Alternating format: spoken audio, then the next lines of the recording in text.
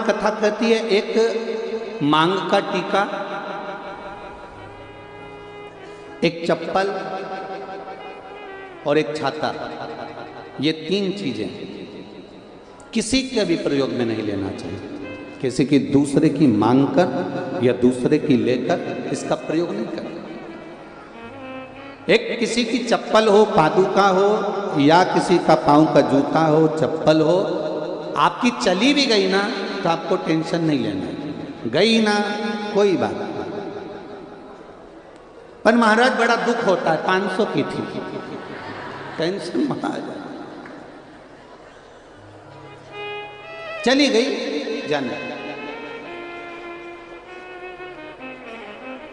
वैसे तो हमारा शास्त्र कहता है जब भी तीर्थ करने जाओ, किसी पवित्र नदी के तट पर जाओ, संतों के पास जाओ, गुरुजन के पास में जाओ, भगवंतों के पास में जाओ, देवालय शिवालय जाओ, या किसी सतमार्ग की ओर आगे बढ़ रहे हो तो पांव में पादुका होना ही नहीं चाहिए। क्यों?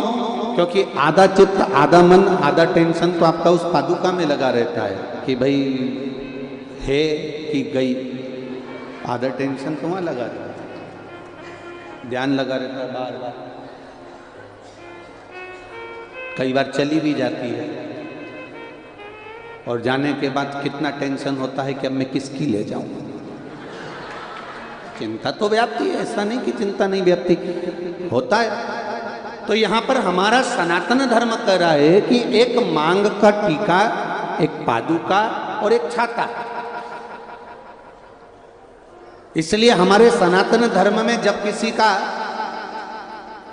मृत्यु हो जाती है या कोई किसी के घर में कोई उद्यापन करता है या कोई बड़ा आयोजन करता है या कोई पूजन कराता है तो उसमें पद की महत्वता होती है।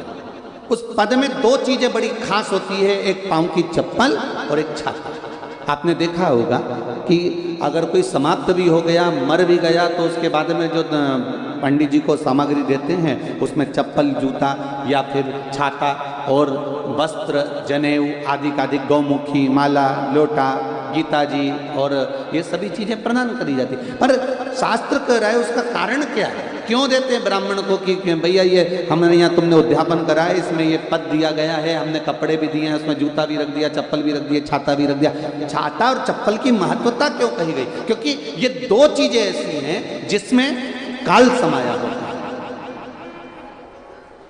जब हम किसी को ये प्रदान करते हैं तो ये मानकर करते हैं कि हो सकता है हमारे जीवन में कोई दुख हो, तकलीफ हो, कष्ट हो, रोग हो, बीमारी हो, वो इसके दान करने से समाप्त हो जाए।